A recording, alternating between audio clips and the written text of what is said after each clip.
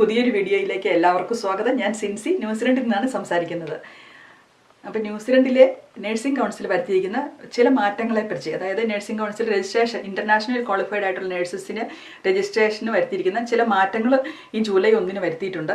അത് നിങ്ങളുമായി ഷെയർ ചെയ്യാൻ വേണ്ടിയാണ് ഞാനിവിടെ ഇരിക്കുന്നത്. ഈ ചേഞ്ചസ് ബാധിക്കുന്നത് കൂടുതലായിട്ടും UK, USA, Ireland, British Columbia എന്നീ രാജ്യങ്ങളിൽ നിന്നുള്ള ഇന്റർനാഷണലി ക്വാളിഫൈഡ് ആയിട്ടുള്ള നഴ്സസിനെയാണ് കൂടുതലായിട്ടും അഫക്റ്റ് ആവുന്നത്. അപ്പോൾ നിങ്ങൾക്ക് പലർക്കും അറിയാവുന്ന ഒരു കാര്യമായിരിക്കും എങ്ങനെയാണ് ന്യൂസിലൻഡ് നഴ്സിംഗ് കൗൺസിലിന്റെ രജിസ്ട്രേഷൻ നടത്തേണ്ടതെന്ന്.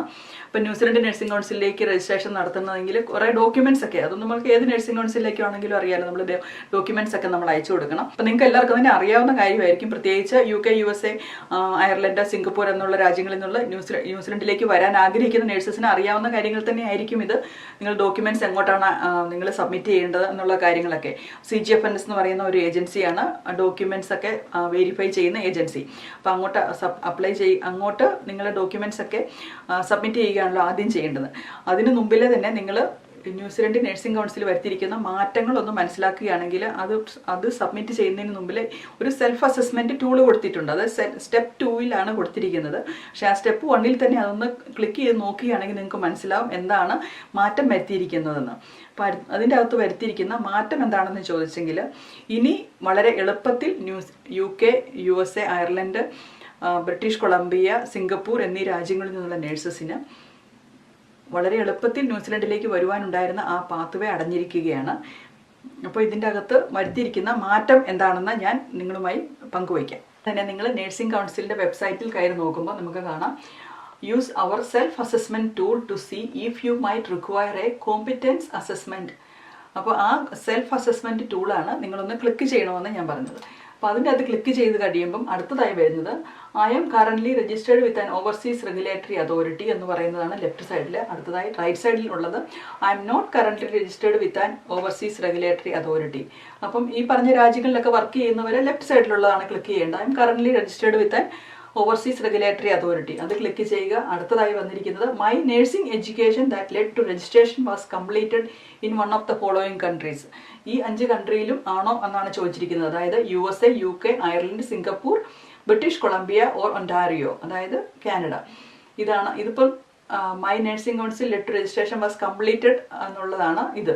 അപ്പം നമ്മളുടെ നാട്ടിൽ പഠിച്ചിട്ട് വന്നിട്ടുള്ളവർക്ക് അതല്ലല്ലോ. അപ്പം നമ്മൾ റൈറ്റ് സൈഡിലുള്ളത് ക്ലിക്ക് ചെയ്യുക.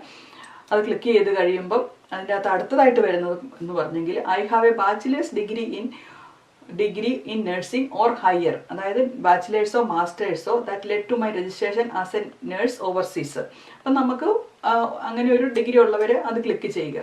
ഇനി അടുത്തതായിട്ട് വരുന്നത് I have completed at least 1800 hours of work as registered nurse. അപ്പം നമ്മൾ 1800 hours വർക്ക് ചെയ്തിട്ടുണ്ടെങ്കിൽ അത് ക്ലിക്ക് ചെയ്യുക. അതും കൂടെ ക്ലിക്ക് ചെയ്ത് കഴിയുമ്പം അടുത്തതായിട്ട് വരുന്നത് ക്ലിക്ക് ചെയ്ത് കഴിയുമ്പം വരുന്ന ആൻസർ എന്ന് പറഞ്ഞെങ്കിൽ the answers that you have given indicate that you will have to complete the test of competency. അതായത് തിയറി എക്സാമും ക്ലിനിക്കൽ എക്സാമും, അതായത് തിയറി എക്സാമും OSCEയും കംപ്ലീറ്റ് ചെയ്യണമെന്നുള്ളതാണ് ഇപ്പോഴത്തെ റിക്വയർമെൻറ്റ്. അപ്പം ന്യൂസിലൻഡിലേക്ക് വളരെ എളുപ്പത്തിൽ UK, USA, അയർലൻഡ്, കാനഡ എന്നീ രാജ്യങ്ങളിൽ നിന്ന് വന്നിരുന്നവർക്ക് ആണ് ഒരു അടിയായി കിട്ടിയിരിക്കുന്നത്.